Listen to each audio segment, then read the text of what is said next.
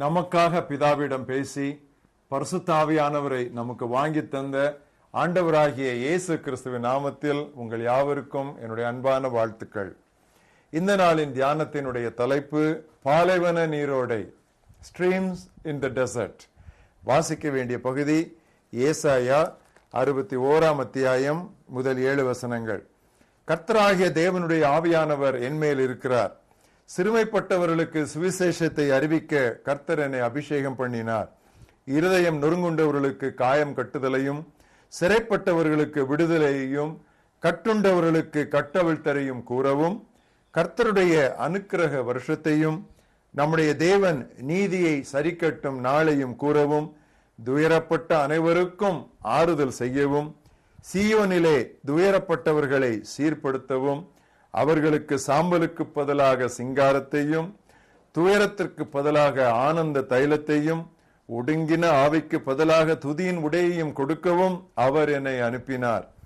அவர்கள் கர்த்தர் தம்முடைய மகிமைக்கென்று நாட்டின நீதியின் விருட்சங்கள் எனப்படுவார்கள். அவர்கள் நெடுங்காலம் பாழாய் கிடந்தவைகளை கட்டி, பூர்வத்தில் நிர்மூலமானவைகளை எடுப்பித்து, தலைமுறை தலைமுறையாய் இடிந்து கிடந்த பாழான பட்டணங்களை புதுப்பித்து கட்டுவார்கள். மறுஜாதியார் நின்று கொண்டு உங்கள் மந்தையை மேய்த்து, அந்நிய புத்திரர் உங்கள் பண்ணையாட்களும் உங்கள் தோட்டக்காரருமாயிருப்பார்கள். நீங்களோ கர்த்தரின் ஆசாரியர் என்று சொல்லப்படுவீர்கள். உங்களை நமது தேவனுடைய பணிவிடைக்காரர் என்பார்கள். நீங்கள் ஜாதிகளின் செல்வத்தை அனுபவித்து அவர்கள் மகிமையை கொண்டு மேன்மை பாராட்டுவீர்கள். உங்கள் வெட்கத்துக்கு பதிலாக இரண்டத்தனையாய் பலன் வரும். லட்சைக்கு பதிலாக தங்கள் பாகத்தில் சந்தோஷப்படுவார்கள். அது நிமித்தம் தங்கள் தேசத்தில் இரட்டிப்பான சுதந்திரம் அடைவார்கள். நித்திய மகிழ்ச்சி அவர்களுக்கு உண்டாகும். மறுபடியும் இந்த நாளின் மனப்பாட வசனம் வெளிப்படுத்தல் 3 அத்தியாயம் 6 வசனம். ஆவியானவர் சபைகளுக்கு சொல்லுகிறதை காதுள்ளவன் கேட்கட்டும். He who has an ear, let him hear what the Spirit says to the churches. எனது அருமை பிள்ளையே, எனது மக்கள் சோகம் நிறைந்த முகத்துடன் நடந்து திரிவது எனக்கு பெரும் துக்கம். இம்மண்ணுலகில் உனது வாழ்வு கவலைகளின்றி இருக்காது. ஆனால் அவைகளுக்கு மேலாக நீ வாழ கற்றுக்கொள்ள வேண்டும். நான் தான் பேரின்ப நதி. விண்ணிலுள்ள சிங்காசனத்திலிருந்து நான் புறப்பட்டு திருச்சபையின் வழியாய் மண்ணுலகில் பாய்ந்தோடுகிறேன். எனது தண்ணீர்களால் நீராடு, கரையோர மரங்களின் நிழலில் உட்காரு, உனது மனக்காயங்கள் ஆறும். நான் தான் வான் காற்று, எனது தென்றலை அனுபவி, உனது பாரம் பறந்து போகும்.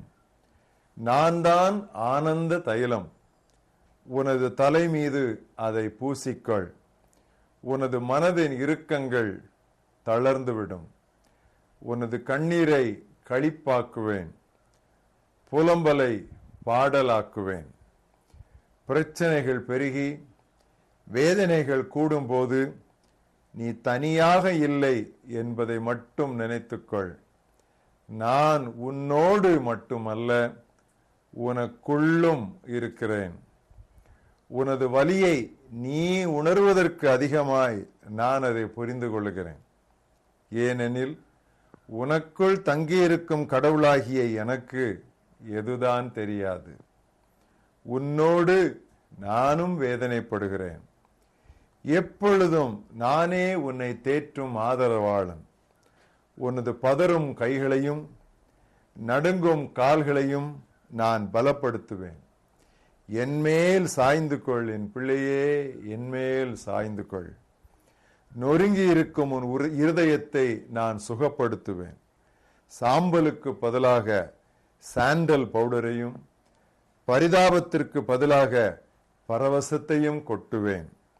சாப்பிடுவது, பானங்கள் பருகுவது மற்றும் இதுபோன்ற உடலுக்கடுத்த இன்பங்கள் எல்லாம் அதிக நேரம் நீடிக்காது.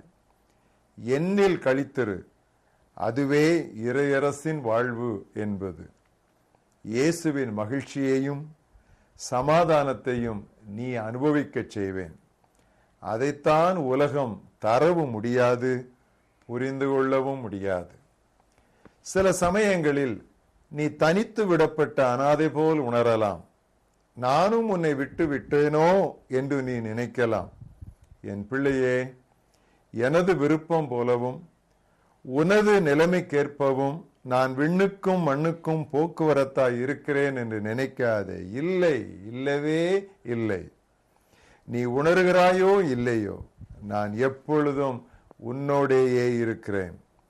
நீ என்னை துக்கப்படுத்தும் ஒவ்வொரு வேளையிலும் நான் உன் இருதயத்தை விட்டு வெளியேற வேண்டுமானால் இவ்வுலகில் உள்ள ஒரு பரிசுத்தவான் இருதயத்தில் கூட நான் தங்கி இருக்க முடியாது.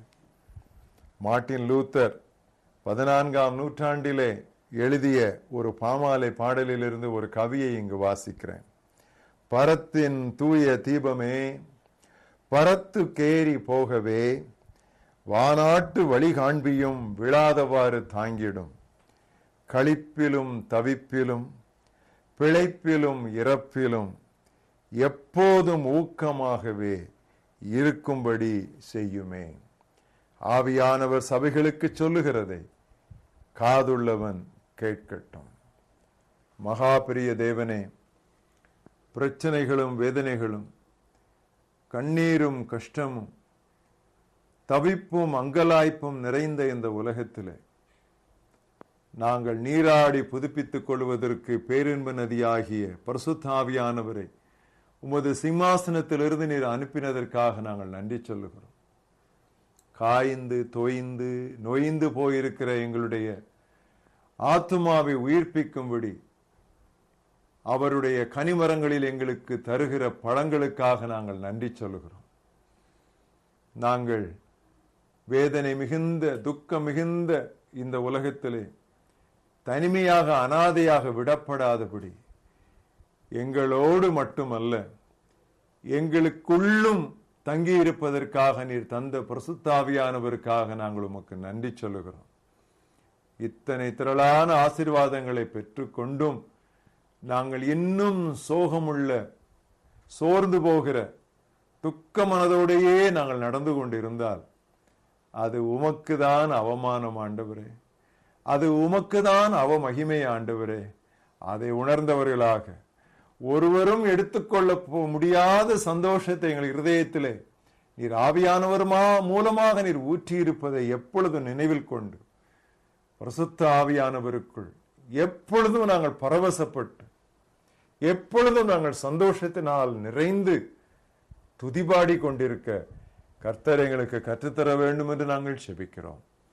இந்த அனைத்து ஆசீர்வாதங்களுக்காகவும் நாங்கள் உமக்கு நன்றி சொல்லுகிறோம். இயேசு கிறிஸ்துவின் நாமத்தில் பிதாவே, ஆமென்.